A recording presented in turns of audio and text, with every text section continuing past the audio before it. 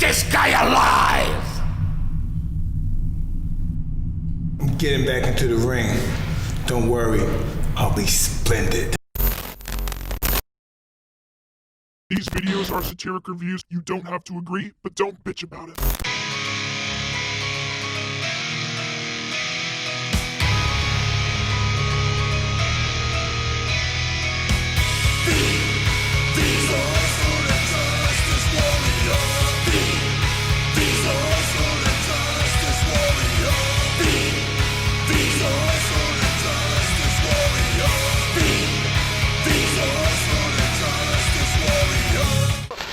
I hate this channel. Hey there, I'm the SIJW Infuso, and the age-old phrase is that anything can happen in the WWF.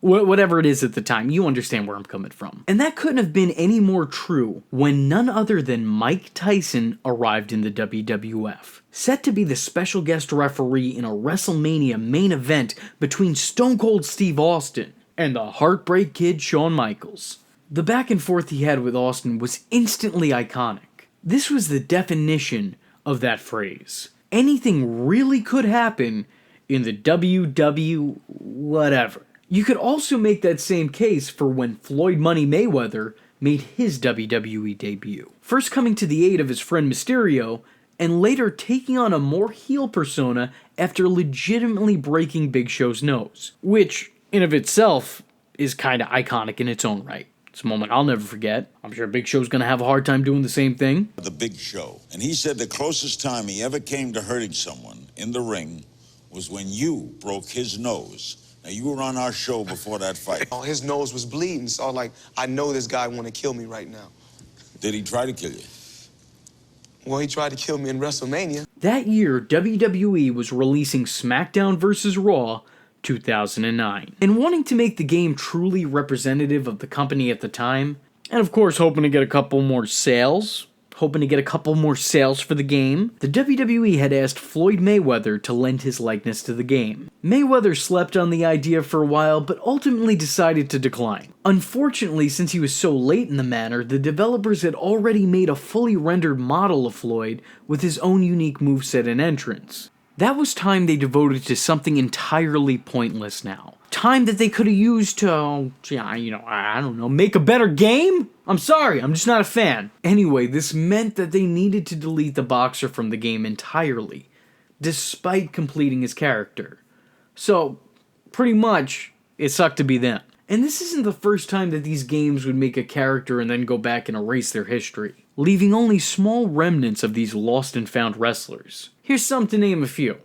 I'm not going to get too into detail though, because maybe that's a story for a different day. Luckily, they'd later find a use for the mostly deleted information when they came out with WWE 13, which personally is actually one of my favorite WWE games. The game's story mode was a retelling of the Attitude Era, allowing players to relive some of that generation's greatest moments. Wanting to make the game truly representative of the company during that time period, and hoping to get a couple more sales, the WWE made a deal with Mike Tyson so that he would be included as additional downloadable content for the game. And little known fact, Mike Tyson was literally made using the leftovers of that Floyd Mayweather add-on. And I'm not just saying that they were inspired by their original content.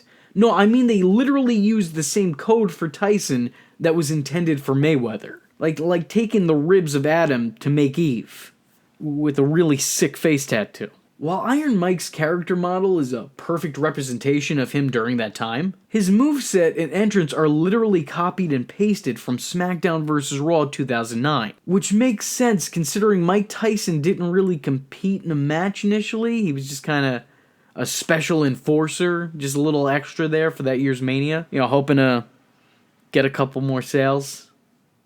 Did I say that before? Whereas Mayweather and Big Show were an attraction at their year's WrestleMania. Thank God Mike Tyson came in to save the day, until he inevitably didn't. Now, I don't know what happened from WWE 13 to WWE 2K16, but either Mike Tyson didn't give his permission for the company to once again use his likeness, or WWE didn't even bother to try.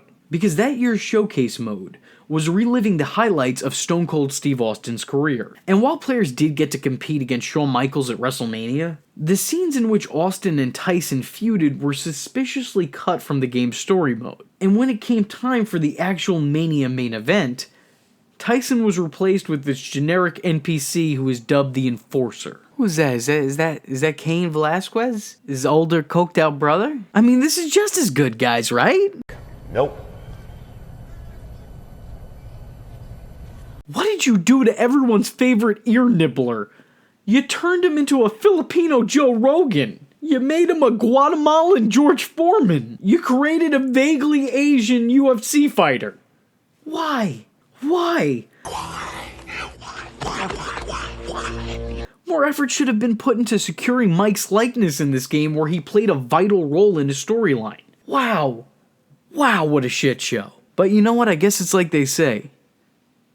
Anything can happen in the WWE. It's games. Well, let me tell you something, brother. You're watching the social injustice warrior V Infuso's channel, dude. So if you like the words that came out of his mouth hole, and you too want to become a VTard, don't forget to like and subscribe, and click that little bell icon to get updates and notifications. Ooh, tell him what up, Mach. Ooh, yeah.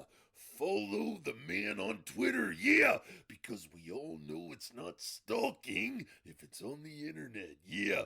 Join the madness by joining the Discord, and if you have a moment of time and a free $1 to spare, head over to the SIJW's Patreon, dig it, where you can request videos, get exclusive videos, and early access to content, yeah. Or go down to PayPal, where you can buy the shirts, brother. But most importantly, just remember, if you're not tuning in, then you're missing out.